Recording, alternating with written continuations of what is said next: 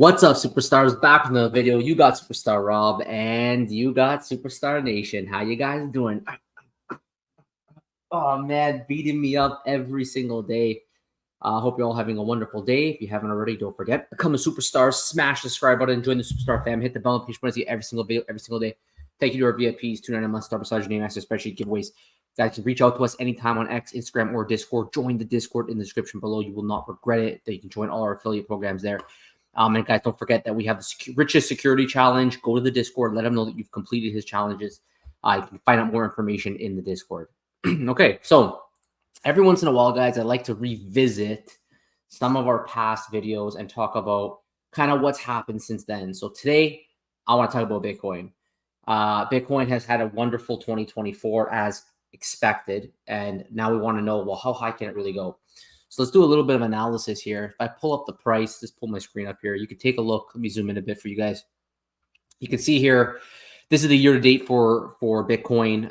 It started off around 44,000, 30,000, and then it just pumped over the month of February. And then kind of since March, it's been just holding flat. All right, it's been flatlined. Now, back in January of January 23rd, 2024, I did a video, 4 reasons why Bitcoin could have an amazing 2024. Now, I talked a lot about the Bitcoin halving event, which is done. It happened in April. So right now, Bitcoin rewards for mining have been halved on the usual 4-year schedules, which leads to more scarcity in the coin because miners are getting less rewards. So that is one thing. But I also talked about a bunch of other stuff. In this video, I made like a little diagram here. So I talked about the Bitcoin halving. I talked about global regulatory clarity. There was a lot of bad actors in the space that have been started to get cleaned up. You're seeing a lot more ETFs now. You're seeing a lot of innovation with the game. So there's a whole bunch of things that were happening. And obviously from January 23rd, you can tell it is done very well. That was 39,880. We're at 59,000 now. So it has done very, very well since that point in time. Now, I did another video. I followed it up in March where I went back. This is funny. I've never done this before with 3 reviews of the same video. You see me back in January. That's me back in March. And now that's me here today in August. It's like time traveling, part of the TVA or whatever. Anyways, so in this video, I've revisited the same reasons I explained before. And I said, can it keep having a solid 2024? And I think the answer was yes, because at that time, the halving event didn't happen yet. Also, there was a lot of talk about the ETFs coming in. And then it was just something that I think that in terms of what it being accepted with institutional investors was just kind of starting. I mean, it's always been around, but these ETFs really gave a valid reason for institutional investors to say, okay, we can now buy Bitcoin in a regulated way instead of having to use cold wallets or using a third-party provider. We could buy ETFs through a very trusted source.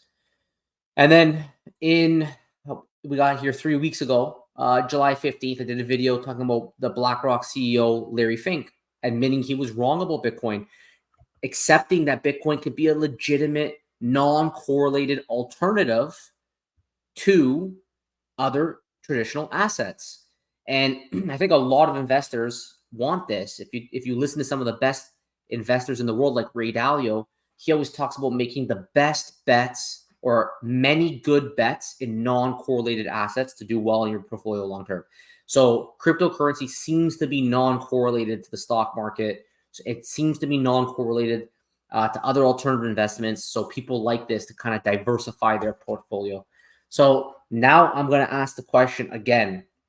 We're in August of 2024. Can Bitcoin keep this run? Even though it's flat, can we see a $100,000 Bitcoin? I don't know necessarily if we're going to see $100,000 Bitcoin, but I feel like Bitcoin still has a lot more room to grow. This is the reason why. One reason is going into the future, the macros might improve compared to this year. We may see a continuous decline in interest rates. As interest rates are decreased, people may have more money to loan and buy things like Bitcoin. They may have more money just in general to spend because their debt is going to be cheaper. So with lower interest rates, we may see an improvement in the economy. That's why they're being lowered, so that they can help give it a little bit more fuel.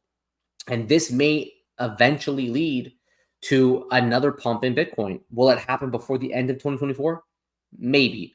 Will it hit 100,000 for the end of 2024? Maybe. We all know with cryptocurrencies, volatility, anything can happen. But I think now that we're entering into this lowering of interest rate environment and understanding that, I believe, I know it's like this here in Canada. I'm pretty sure that the Fed's the same in the US, where by next year they want to lower rates by a full 1%. And there's even some rumors that they may want to do more than that.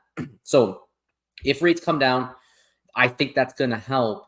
That's going to help Bitcoin. I think that'll be directly related to Bitcoin. Another thing is institutional investors. And I did this video recently, and I really think that this video is kind of an acknowledgement that institutional investors, Larry Fink, like as institutional as it gets, they're really starting to take Bitcoin seriously. They're really starting to take cryptocurrency in general seriously. And I think with Bitcoin, it has actual real utility use cases in terms of transfer of money in some parts of the world. So I think that as this becomes more and more available, you have more liquidity that should help overall with Bitcoin. And that higher liquidity is going to help the coin overall. And it's not just here in North America. If you look around the world, I believe from some of the research I did, Thailand, Hong Kong, Australia, Singapore, the UAE, they're all approving spot Bitcoin ETFs, which as more and more ETFs are approved, there'll be more and more demand globally for Bitcoin and more accessible for people who just don't want to learn how to buy this stuff with their own personal wallets. There also could be tax sheltered accounts that they can benefit from. If they buy these ETFs in tax sheltered accounts, they may actually have a benefit of buying these things in a way that they don't have to pay taxes on if they have gains. So with the institutional investments, with the spot ETFs, with lower interest rates, I see a future in which Bitcoin can continue to grow. And I don't see why we can't see $100,000 Bitcoin eventually.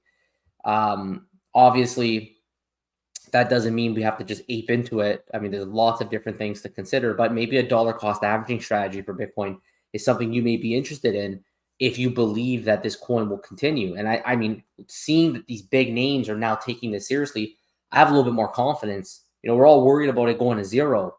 Cryptocurrency had Warren Buffett literally saying it's going to zero. That never happened. It did very, very well for itself. But his whole point to this was that, well, there's no intrinsic value to it. But I don't think that's true. I think that there is intrinsic value to it because people are actually using it. It is a true decentralized currency that's being used and is king. It is the one that they all prefer and the one they all trust. And there's a limited number to it. It cannot go more than, I think it was 23 million, right? I'm just off the top of my memory, it was either 21 or 23, something in that range. But once that's there, it's over with, and there's no more. It will never become more. More, I guess, plentiful, right? After 23 million, you're not going to be able to make any more of them, and people are going to have to learn to break up and share what's already there. When that happens, you may have increased demand globally while you have the same supply. So there's no dilution. That's the word I was looking for. There's no dilution to the coin, which some countries, they have massive dilution of their value of their money because the way their governments have devalued them through a lot of loaning, right? The way that they've gone about their their business is constant loaning, constant printing, which eventually leads to devaluation. So I think, I mean, I'm not an expert in this by any means, but this is my opinion. Would like to hear your thoughts, what you guys think about Bitcoin. Do you guys think Bitcoin could hit 100,000? Like, am I even crazy for making this video to say that Bitcoin can hit 100,000? I think that, I gave my reasons. Low interest rates, obviously, is a big one right there. Spot ETFs coming around globally is a big one. Institutional investments now really taking this seriously. These are all things that I think are going to help Bitcoins with its price momentum. But I want to hear your thoughts as well. What do you guys think? Do you agree? Let me know in the comments below. If you haven't already, don't forget, become a superstar, smash the subscribe button, join the superstar fam, hit the bell notification button to get every single video every single day. I'll store VIPs, 2 months, subscribers, and your ask for giveaways, guys. Thank you so much. Take care. See you next one. Bye-bye.